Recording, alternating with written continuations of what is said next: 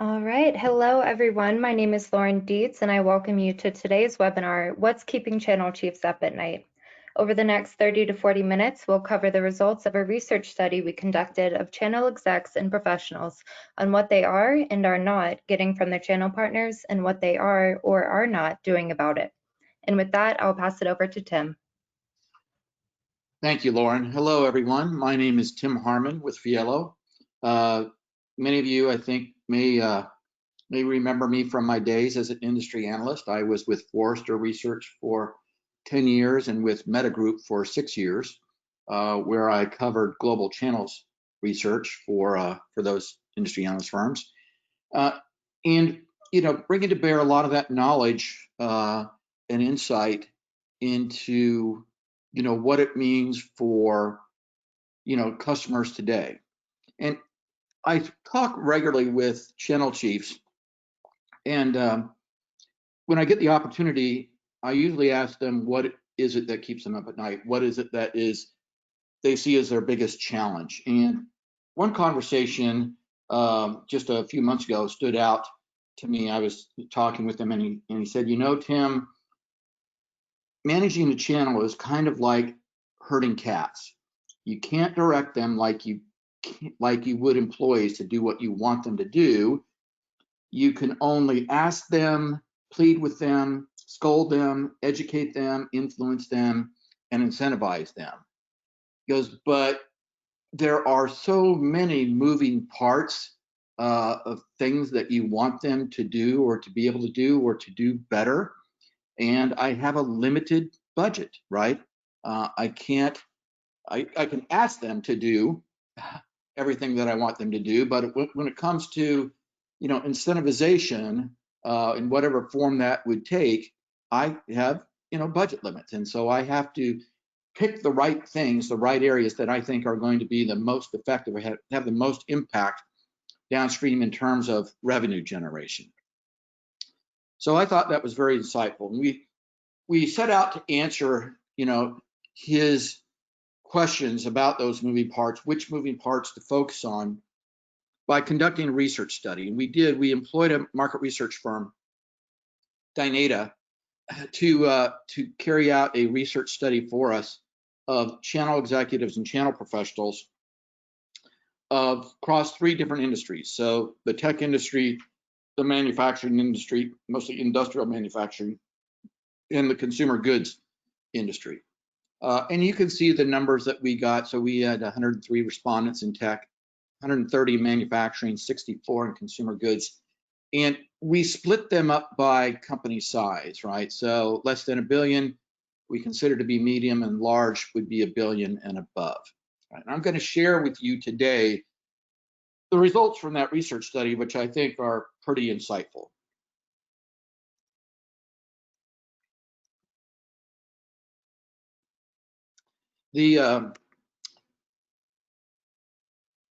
We started out in the research study asking them about various things, business processes, functions, capabilities, results, what have you, that they were interested in terms of their channel partners' performance. Okay, and we grouped these into 5 groups, as you can see here. So under marketing, we asked them how their channel partners were performing and what their expectations were in terms of brand compliance, marketing activities, lead generation, developing leads, and market targeting. Over on the right, you can see this grouping that we did of sales functions. So how are your channel partners doing, and what are your expectations of them in terms of sales forecasting, deal registration, developing opportunities, managing the sales cycle, things like that.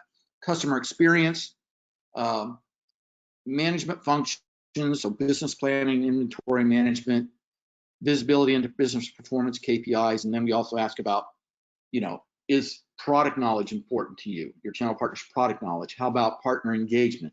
How important is that to you? And we ask 3 questions, right? What do you value the most? So out of all of these things, which ones have the highest value to you, to your company? We then ask them, which ones are you most dissatisfied with?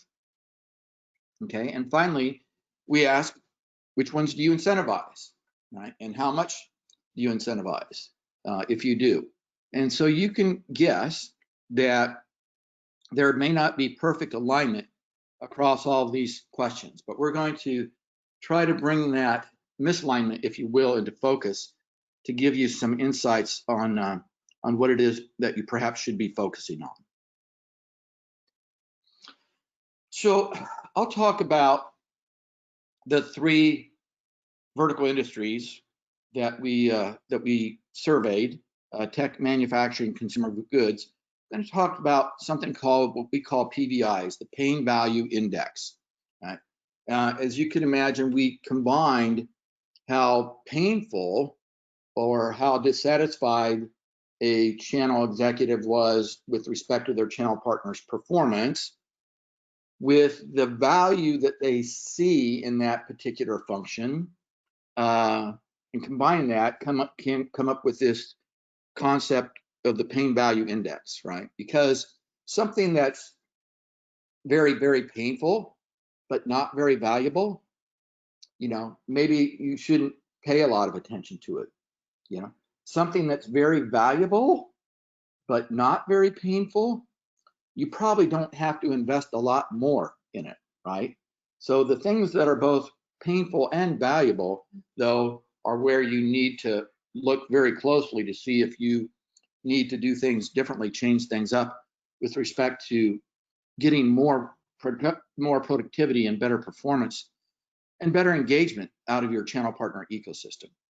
And then finally, I will wrap up and show some comparisons across all three industries of how they of what they're doing and how they're seeing their respective channels. So let's start with tech, right? What is most valued? Well, number one, you can see here is the length and management of the sales cycle, how long these deals take to close. And what stands out for this being number one is that 100%, every single respondent said that that particular goal was highly valuable. I can tell you in all of my years of research, I have never gotten a 100% answer, never.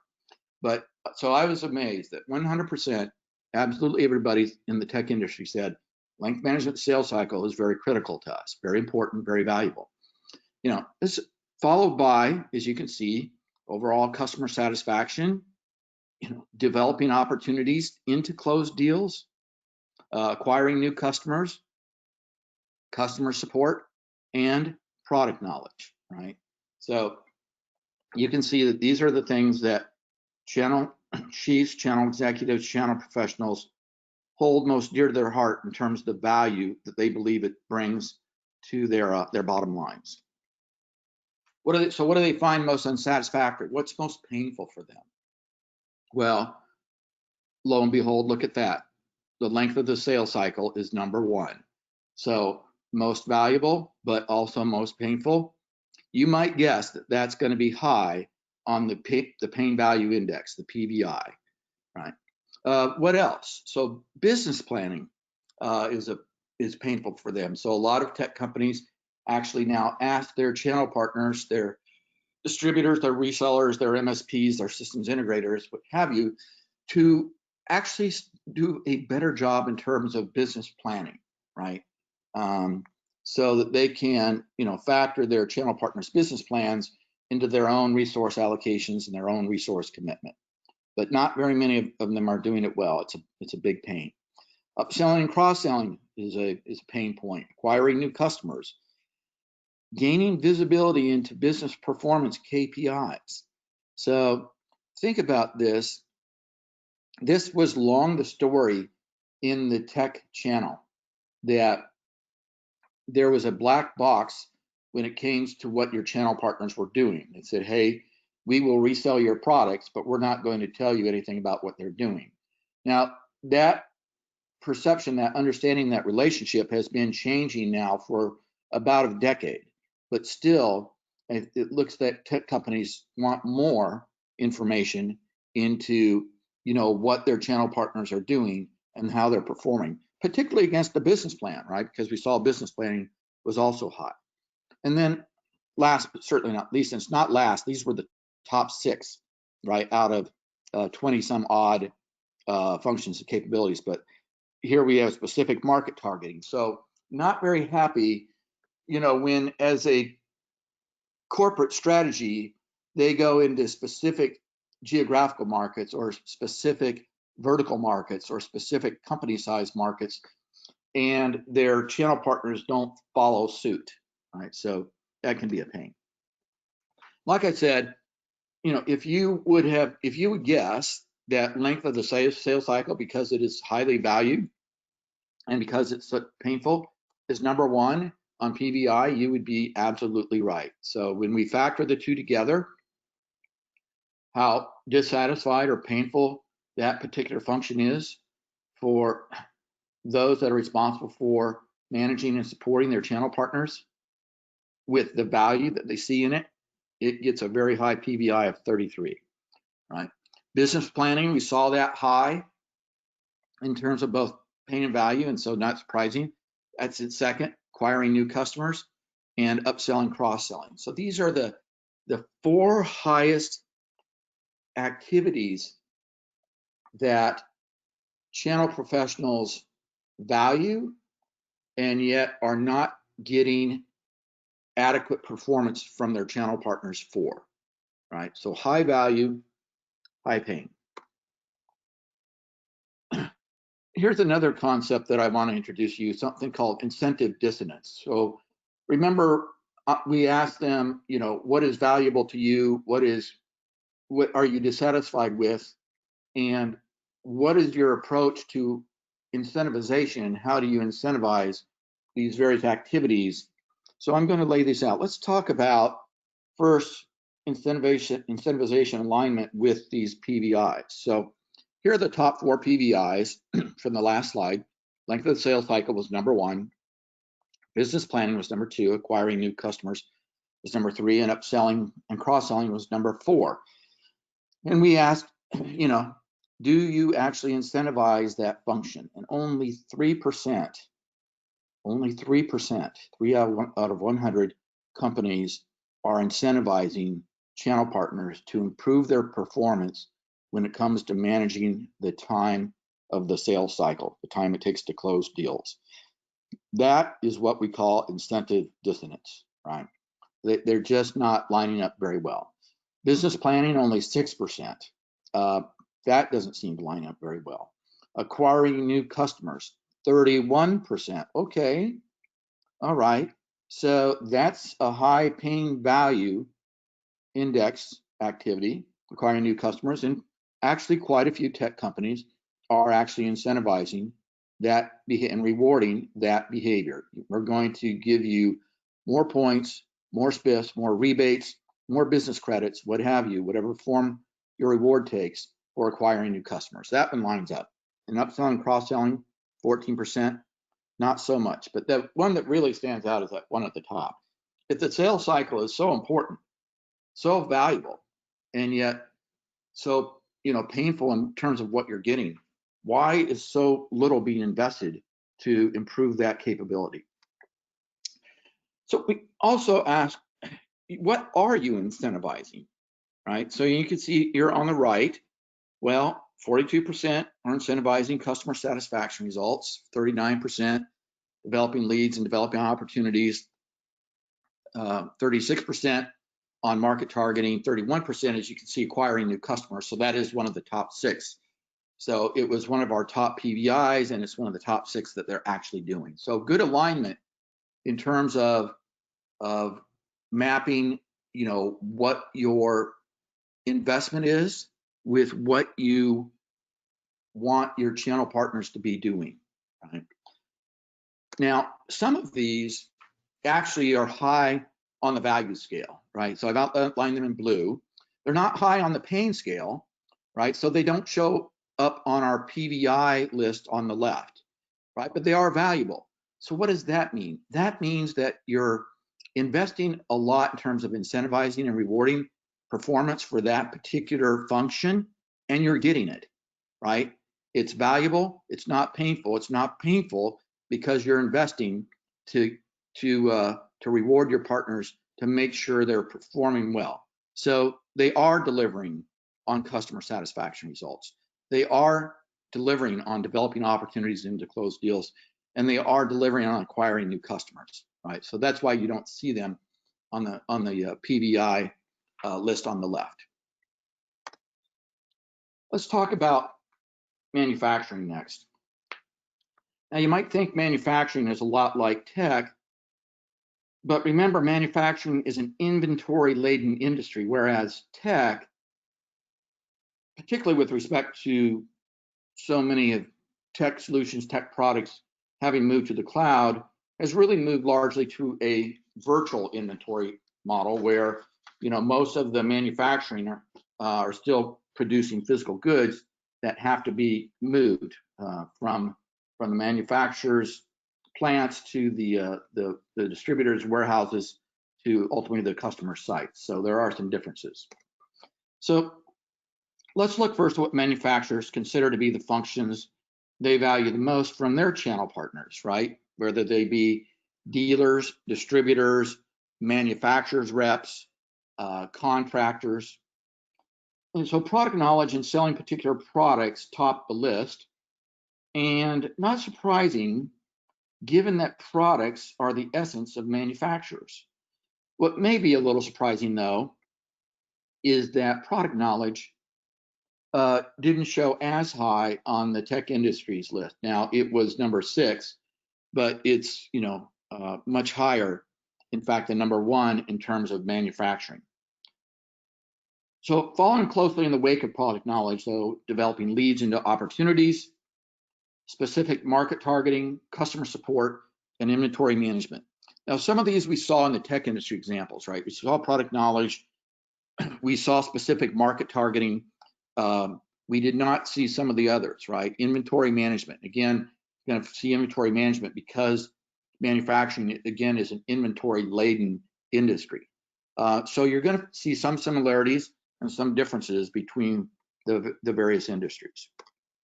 Let's look at what is most unsatisfactory.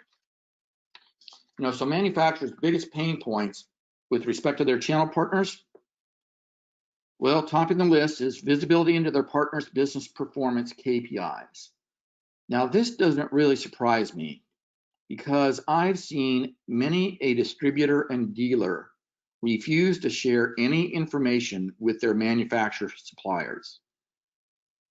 Indeed, many distributors think of themselves as the manufacturer's customer. And unfortunately, as a result, some manufacturers come to think of their distributors as their customers, and they lose sight of the full supplier channel customer value chain. That's another topic for another time. But this high value for KPI visibility is heartening to me. It's showing that manufacturers are starting to think more broadly about their market and their ecosystem.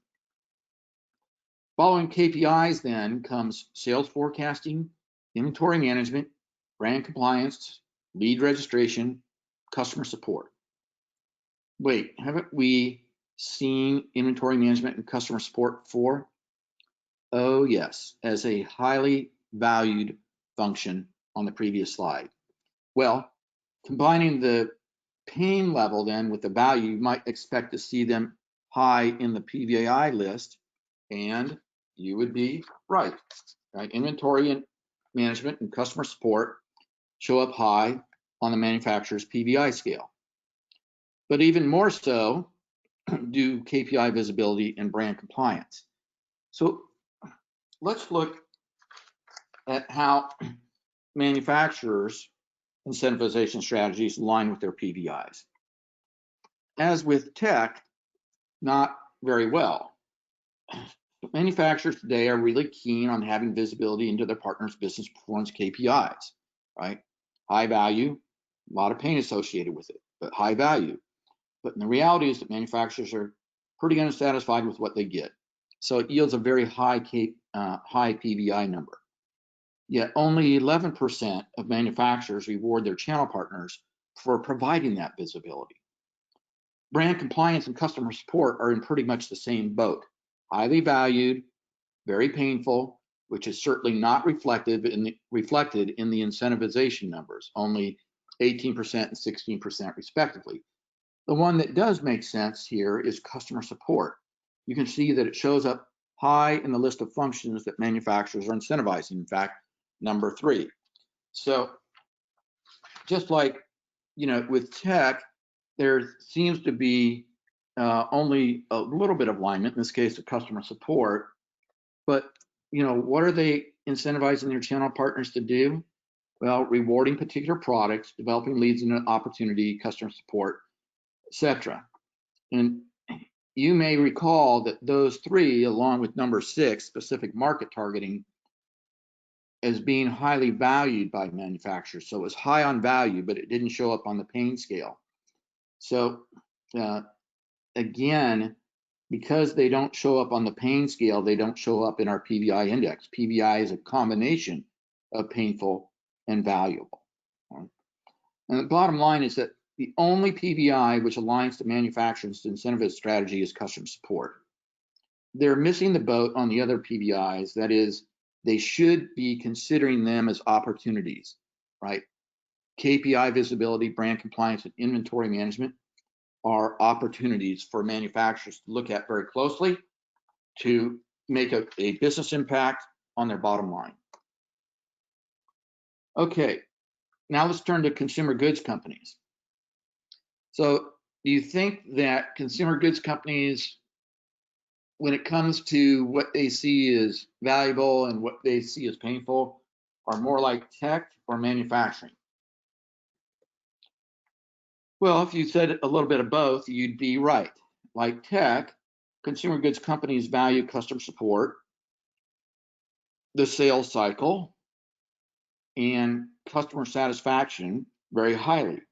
And like manufacturers, consumer goods companies value customer support and inventory management. But at the top of their list, which is unique from tech and manufacturing, is partner engagement. That is, how frequently and how deeply do their distributors and retailers engage with them.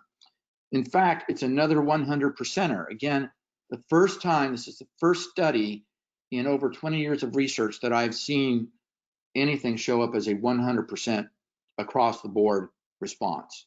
So 100% consumer goods companies, every single respondent in our study indicated that partner engagement held a high value for them. Then rounding out the most valued channel partner functions, this would be their distributors, their retailers, their dealers, right, is brand compliance, which is a natural imperative for consumer goods companies.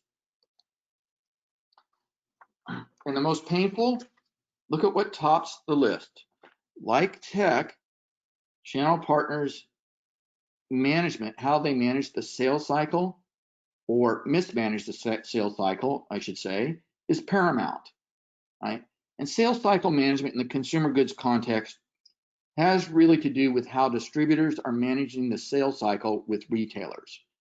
Replenishment and seasonality are key for consumer goods, and those consumer good companies need their distributors to be at the top of their game. Otherwise, inventory costs can skyrocket and the supply chain can get all out of whack. So along with the sales cycle, consumer goods companies are feeling the pain with respect to partner success or lack thereof in opportunity development and acquiring new customers. So factoring consumer goods companies' channel dissatisfaction together with what they value the most gives us the PVI for consumer goods.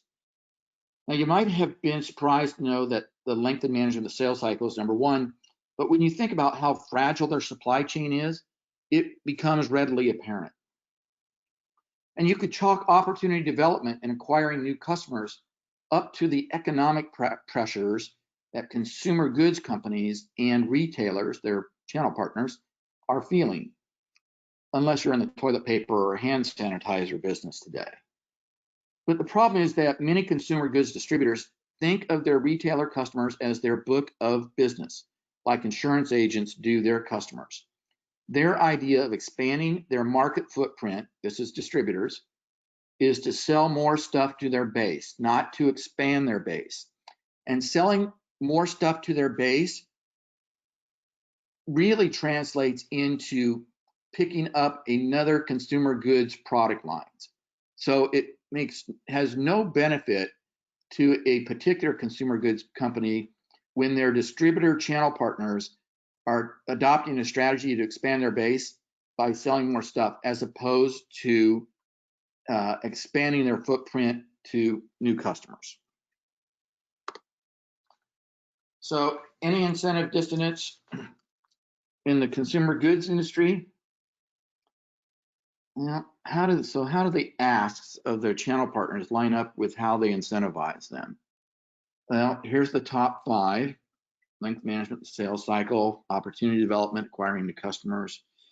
It's a pretty obvious that the answer is no when it comes to, in particular, managing the sales cycle and acquiring new customers, right? Only 16% and 5% respectively of companies are really pushing for these desired attributes, compared to a pretty big 37% that are rewarding channel partners for providing customer support excellence.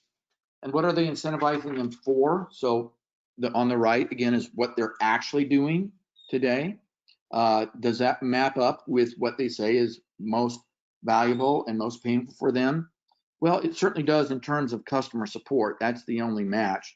But again, if we factor in the other highly valued functions that consumer goods have of their distributors, their retailers, and their dealers, they're already incentivizing for that, and they're getting good value, they're getting good performance, so they don't show up high on the pain aspect of the pain value index, right?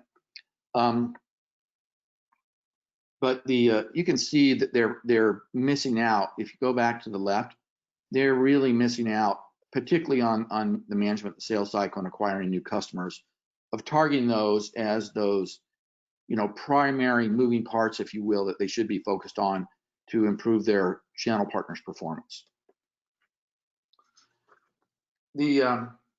So that's it for tech, manufacturing, and consumer goods. You saw that there was a lot of misalignment between what those companies are actually doing and what they identify as being most valuable and most valuable to them and most painful for them in terms of the resultant performance. And you would think that they should line up better. So we'll give you a prescription at the end of what you should be doing if you're in one of those 3 industries. But I wanted to also share with you a comparative look at the 3 industries in terms of how they do certain things or consider certain things in the channel. So, we ask, do you consider your channel partners to be loyal or not loyal? So the percentage of companies that consider their channel partners to be not loyal, you can see here, tech, 29% are not loyal. Manufacturing, 42% are not loyal. Consumer goods, 44% are not loyal.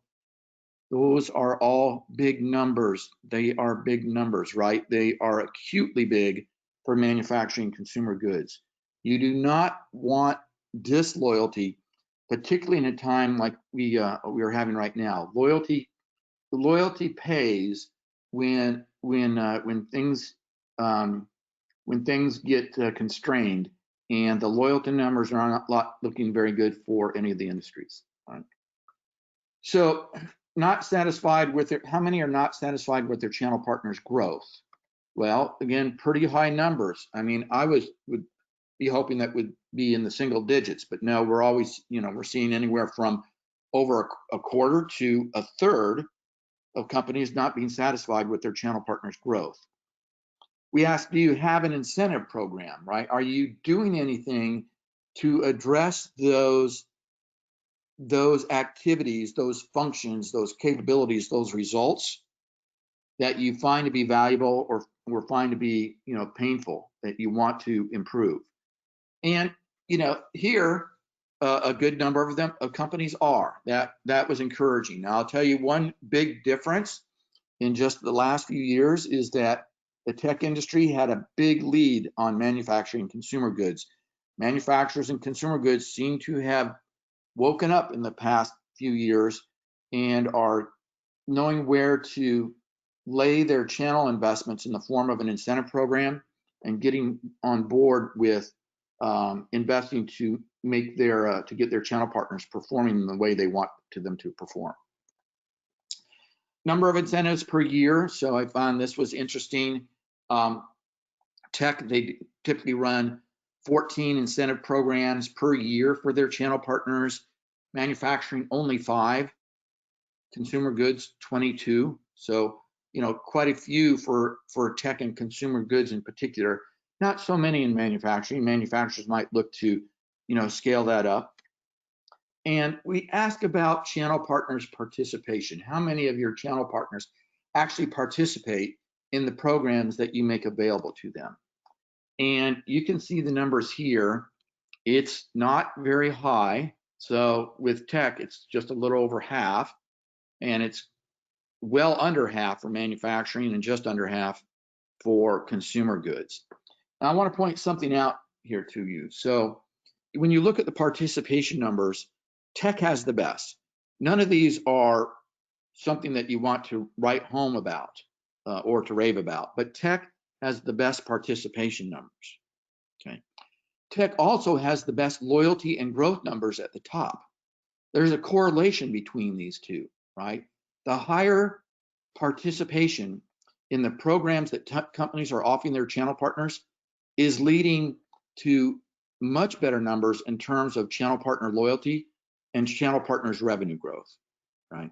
So participation is at the key there. I wanted to finally share with you what companies are doing in terms of technology. So we said about 80% of companies, 75 to 80% of companies now are employing an incentive program.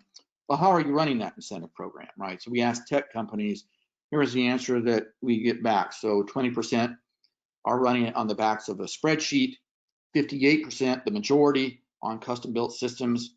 Only 3% are using a commercial software product or platform, and 19% are outsourcing that incentive program to be managed by a digital agency.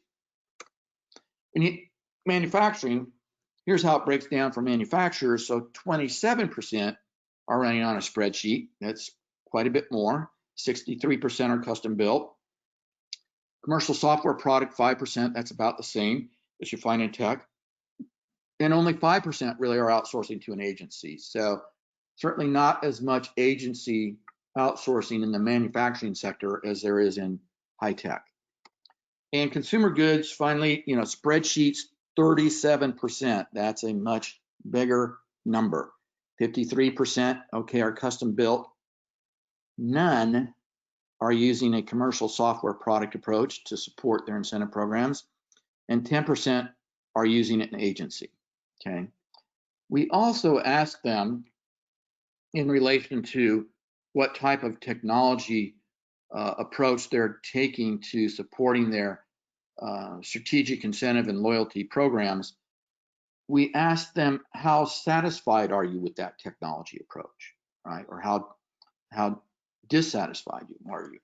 So 28%, more than 1/4 of tech companies, and this is the channel execs and the channel professionals that are using these technologies day in and day out, over 1/4 of them are unhappy with the technology approach that their companies are taking.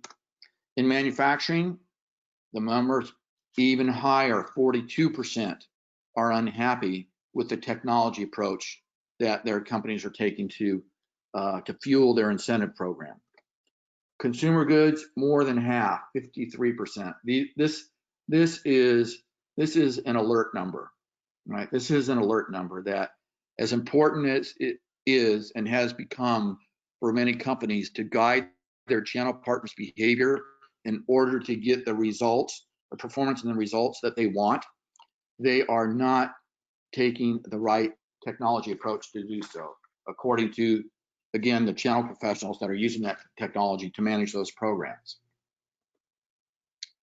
So, in summary, it is clear while there is some PVI commonality across industries, there are many PVIs that are unique to tech, manufacturing, and consumer goods.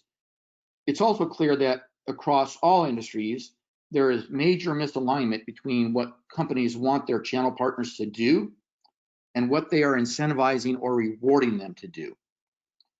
So there needs to be some reshuffling of incentive program strategies and priorities, right? For tech companies, this may look something like this, right?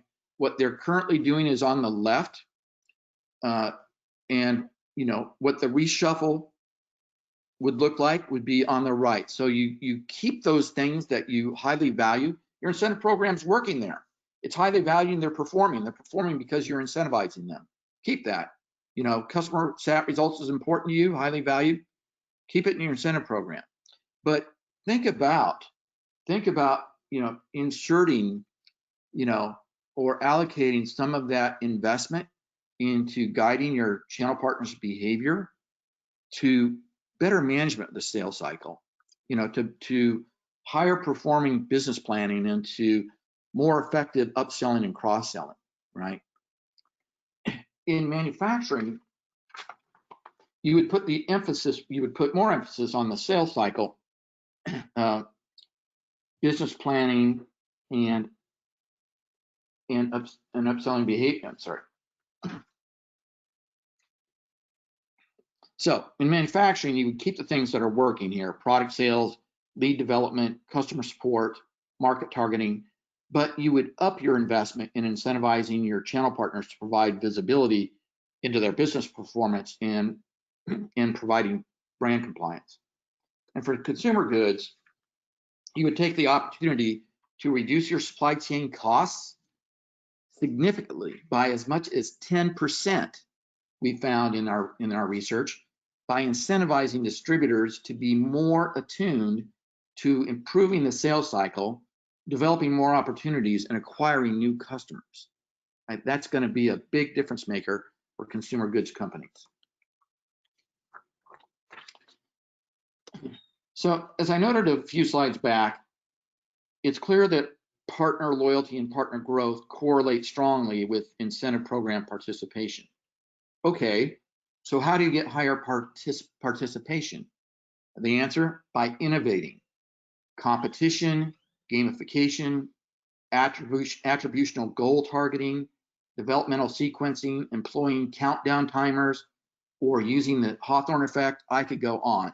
But these are advanced topics, some of them which we've covered on past webinars, others which I could talk about with you one-on-one, and others which we cover in our Incentive Academy workshop. But the bottom line is that if you are using the same old incentive programs quarter after quarter, year after year, you are, in addition to not developing your channel partners' skills and capabilities, you're losing their attention and their interest, and ultimately their loyalty and their business. And finally, you can see, you saw the effect of the spreadsheet, of using the spreadsheet as a technology solution to manage these programs, which need to be highly adaptable, highly scalable, and factor in the innovation capabilities that I talked about in the previous point, right? We saw that consumer goods has a heightened use of spreadsheets compared to the other two industries, manufacturing and tech, and a much higher dissatisfaction number with respect to that technology approach.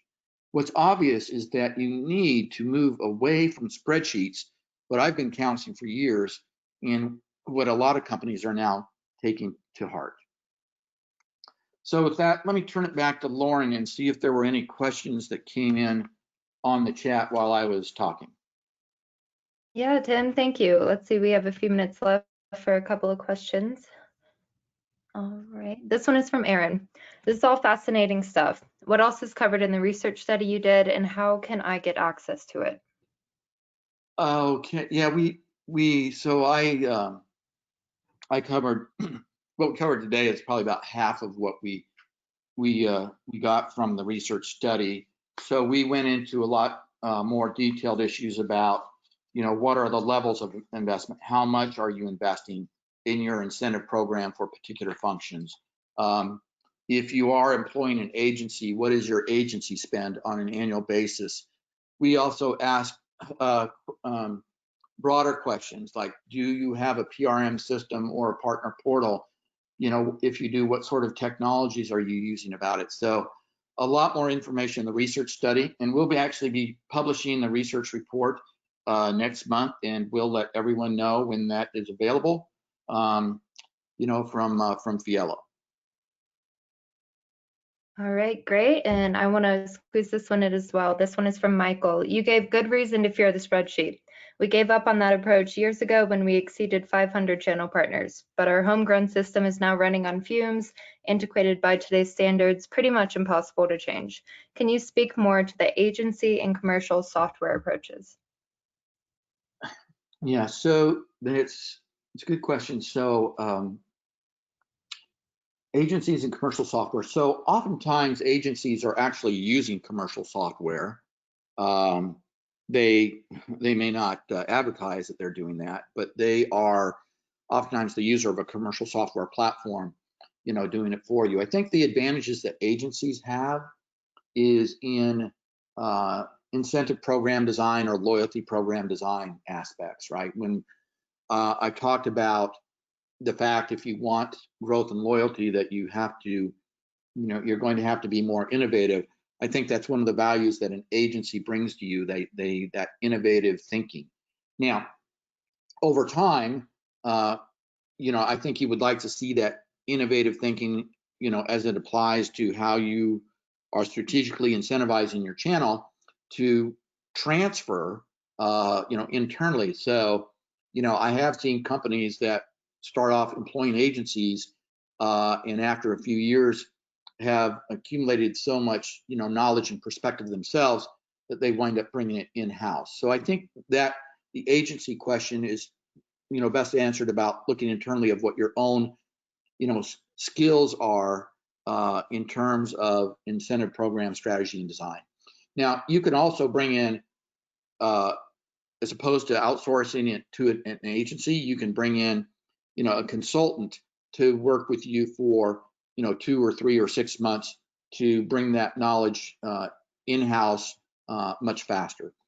Commercial software product, like I said, a lot of agencies are using commercial software products or commercial software platforms in the background without perhaps letting you know. But commercial software product technology in the incentive automation space, which actually, again, as a industry analyst researcher, I had been covering for, close to 20 years, I think has matured tremendously just in the last few years, across the board. So in terms of usability, in terms of breaking down what is really quite a sophisticated process into simple, discrete steps that can each be managed by a particular user or role, essentially making, loyalty program management or incentive program management simple, so simplifying it, and then adding in the scalability factors. So a lot of the commercial software product vendors, including Fielo, are built on a scalable cloud computing platform. In Fielo's case, it's the Salesforce platform, which I think everyone knows is along with being very scalable, also of course very secure and very reliable. So come a long ways in the last few years, and whether it's something that you decide to insource yourself or outsource to an agency. I mean, if you are going to look to an agency because you don't think you have the requisite skills right now to be doing that sort of creating design and communications management with your channel partners, then you should at least be asking the agency about the technology approach that they are employing. Great, thank you, Tim. And thank you to everyone for joining us today. Unfortunately, that is all the time we have for today's webinar, but if we did not get to your question, we will make sure to do so through email after the webinar concludes. If you'd like to learn more about Fielo or any of Fielo's products, please visit us at fielo.com. Thank you.